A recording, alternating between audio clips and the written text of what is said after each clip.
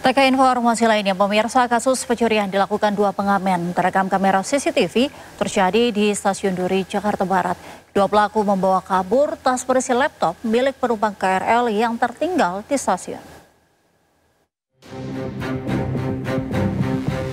Dua pria terekam kamera pengawas saat memasuki kereta komuter lain yang kosong di Stasiun Duri Tambora, Jakarta Barat. Saat melihat ada tas tertinggal di rak kereta, salah satu pelaku segera menggasaknya dan kabur. Sementara itu, isi tas diketahui berisi laptop. Aksi pencurian ini baru diketahui usai pemilik tas melapor ke petugas keamanan komuter lain. Usai mendapatkan laporan, polisi menggerebek tempat tinggal kedua pelaku di kawasan Stasiun Manggarai, Jakarta Selatan dan Kalianyar, Tambora, Jakarta Barat. Kedua pelaku yang berprofesi sebagai pengamen memang kerap mencari kesempatan mengambil barang penumpang yang tertinggal. Dari pemeriksaan sementara, diketahui keduanya sudah beraksi selama 5 kali. Sementara untuk laptop yang dicuri mereka jual di pusat perbelanjaan kawasan Jakarta Pusat senilai Rp750.000. Atas perbuatannya, kedua pelaku dijerat dengan pasal 363 KUHP tentang pencurian dan ancaman hukuman 5 tahun penjara. Dari Jakarta, Miftahul Gani, iNews melaporkan. Pemirsa, jika biasanya pemadam kebakaran bertugas memadamkan api, kali ini tugas lain tak kalah menegangkan. Petugas damkar harus menolong anak laki-laki berusia 7 tahun karena alat vital korban terjepit resleting celana.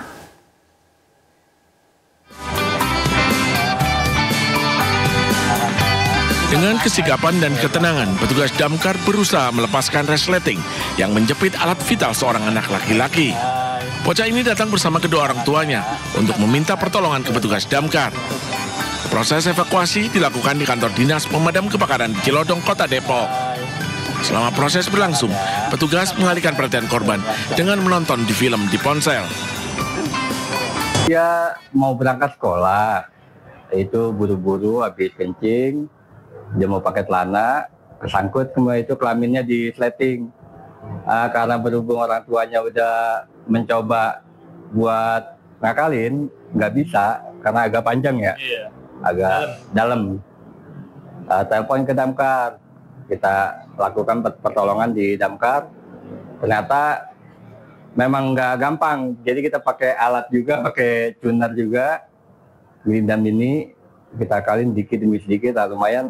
Durasinya sampai adalah sejam lah mungkin. 1 jam. Itu durasinya ada. Alhamdulillah semua baik-baik saja. Setelah berhasil, personel damkar berusaha menghibur bocah ini dengan mengantarnya kembali ke rumah. Dari Depok, Jawa Barat, Iyung Rizky, iNews melaporkan. Pemirsa, Puslapor Polri melakukan olah tempat kejadian perkara di lokasi kebakaran di Pasar Taman Puring, Kebayoran Baru, Jakarta Selatan. Sejumlah titik lokasi di areal pasar yang terbakar diperiksa. Petugas Puslapor Polri tampak mulai melakukan penyisiran dan pengamatan di lokasi kebakaran. Petugas juga mulai masuk ke dalam area yang terbakar. Terdapat pula petugas kepolisian yang berpakaian preman di lokasi. Awak media hanya bisa melakukan pengambilan gambar dari luar area pasar. Hal itu untuk memudahkan petugas Lapor Barreskrim Polri melakukan proses olah TKP dan pengambilan sampel di lokasi kebakaran.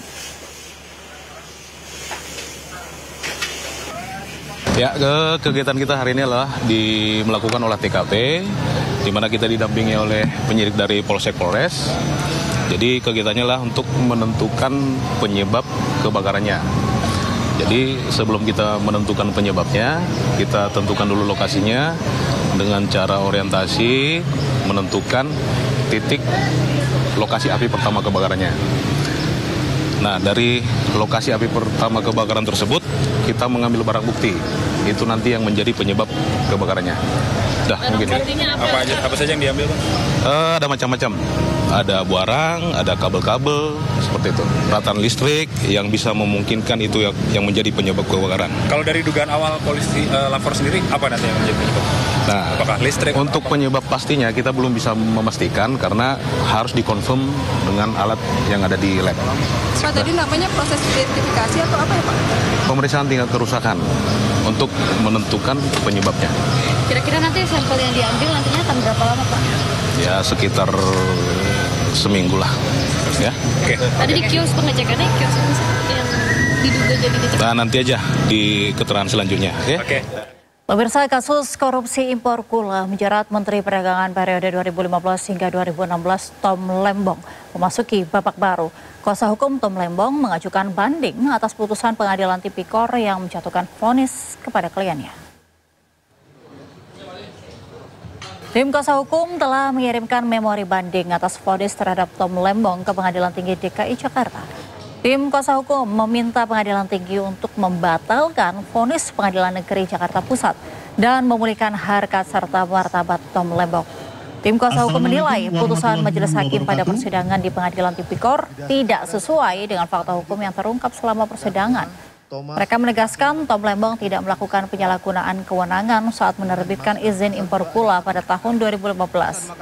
Tim hukum menilai penggunaan pasal 2 Undang-Undang Tipikor dinilai tidak tepat karena tidak ada unsur kerugian negara yang nyata maupun keuntungan pribadi yang diterima Tom Lembong. Pasal 6 ayat 1 huruf B Peraturan Menteri Perdagangan bahwa persetujuan operasi pasar kepada harapan kita kepada Pengadilan Tinggi DKI yang nanti akan menunjuk majelis hakim dalam memeriksa perkara ini untuk betul-betul memperhatikan semua fakta-fakta yang terjadi di persidangan. Hakim di tingkat pertama itu telah memberikan putusan tentang telah terjadi perbuatan melawan hukumnya.